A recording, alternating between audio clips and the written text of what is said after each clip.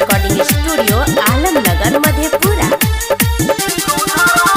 बाबा के सावन में भक्ति भजन में, बाबा के सावन में भक्ति भजन में करबन लाज शरण। पूजा करबै हो हम छियै हिंदू धर्म, पूजा करबै हो हम छियै हिंदू धर्म।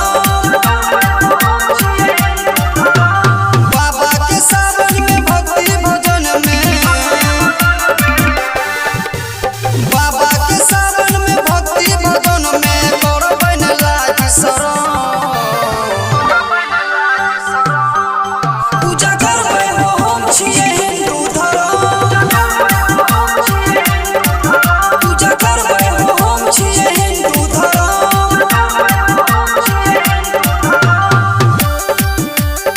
म्यूजिक बाय संजीत साजन।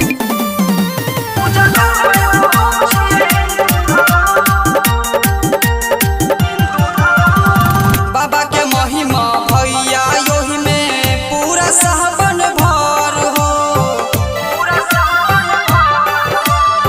बाबा के कांवर बमोल के चले देखो रात भर हो।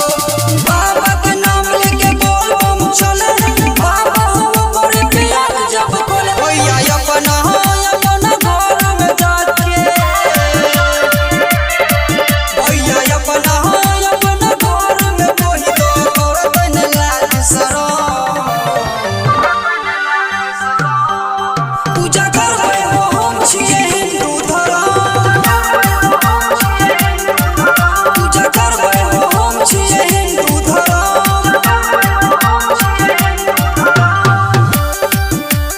मिक्स बाय संजीत साजन।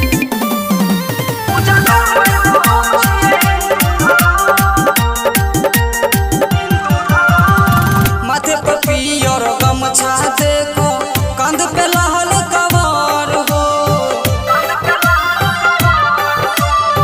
बाबा के महिमा अजबे है गजबे, दै छै सब पे नजर हो।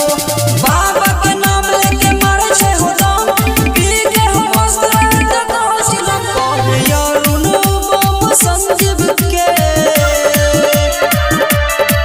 कहे अरुण बम मुकेश के, छोड़ी दो न तनी हो शरण। पूजा करबै हो हम छियै हिंदू धर्म, पूजा करबै हो हम छियै हिंदू धर्म।